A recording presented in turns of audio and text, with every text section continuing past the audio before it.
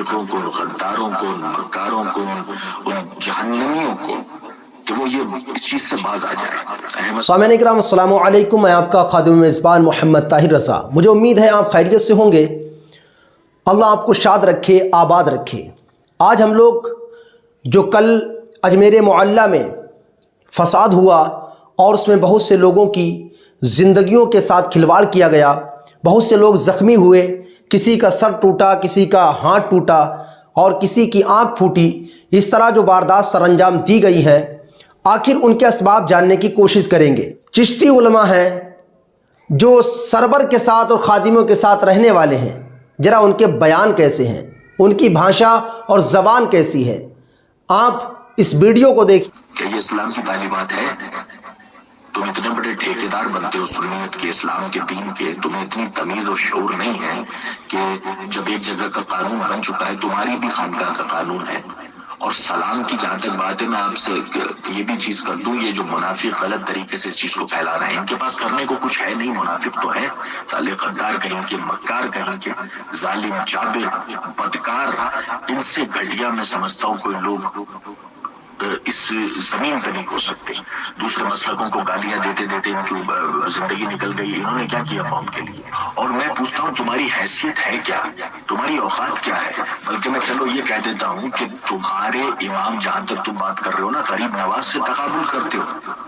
اتنی بڑی اوقات ہو گئی تمہاری، غریب نواز سے مولوی کا تقابل، ان کا مقابلہ ان سے، اس ذات سے جو سلطان الہند عطائے رسول فرزند بطول، اس سے ایک مولوی کا تقابل کرتے ہو۔ ابھی اگر غریب نواز نہ ہوتے تو تمہارے امام، تمہارے مولوی کبھی گھنٹیاں بجا رہے ہوتے۔ اس لیے اتنے بڑی بڑی ذاتوں سے چھوٹی چھوٹی ذاتوں کے تقابل نہیں کیے جاتے، مقابلے نہیں کیے جاتے۔ میری آپ سے گزارش ہے کہ اس فتنے کو جتنا جلدی ہو سکے، اور خاص کر فتنہ آپ جتنا کریں گے کہ آپ کا کام ہی فتنہ بازی کرنا ہے، کرتے رہیں، لیکن یہ گستاخی اگر نہ رکی تو پھر یہ بہت غلط ہوگا، بہت غلط ہوگا۔ اور جتنے بھی سادات ہیں، مولائی ہیں، میں ان سے کہوں گا یا تو چوڑیاں پہن کے گھروں میں بیٹھ جائیں یا پھر اس چیز کے خلاف آواز اٹھائیں۔ یہ ویڈیو آپ نے دیکھ لیا اور اس میں سید سہیل چشتی کے الفاظ اور القاب بھی، جو الفاظ نکل رہے اس کی زبان سے، وہ بھی آپ نے سن لیے ہیں۔ جس قوم کے، جس مسلک کے علماء ایسے ہوں گے، پھر وہاں کے ہم مجاوروں سے کیا امید رکھیں؟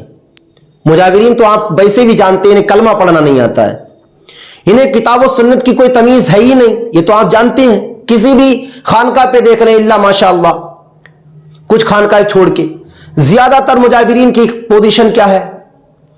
تو اس بنا پر آپ سمجھ سکتے ہیں کہ جب علماء اس طرح کی زبان کا استعمال کر رہے ہیں تو پھر وہاں کے مجاور تو ضرور ڈنڈے کا استعمال کریں گے، وہاں کے تو مجاور ضرور لوگوں کی پگڑیاں اچھالیں گے، وہاں کے مجاور تو ضرور مسجد میں گھس جائیں گے پولیس کو لے کر اور وہیں پر لاٹھی چلانا شروع کر دیں گے، وہاں کے مجاور تو ضرور ایسا کریں گے۔ جب ایسے لوگ اپنی زبان کا اس قدر غلیظ انداز میں استعمال کر رہے ہیں تو پھر میں مجاوروں سے کیا امید کروں؟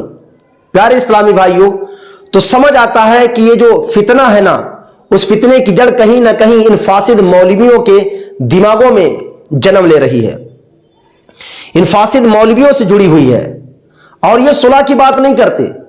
دیکھیے قرآن مقدس کے اندر اس بات کو واضح طور پر کہا گیا ہے، جب دو مسلم گروہ جب لڑ جائیں تو ان میں کیا کرنا چاہیے؟ ان دونوں کی آپس میں صلح کرا دو، اور اگر ایک دوسرے پر زیادتی کرے تو تم اس کا ساتھ دو جو مظلوم ہے۔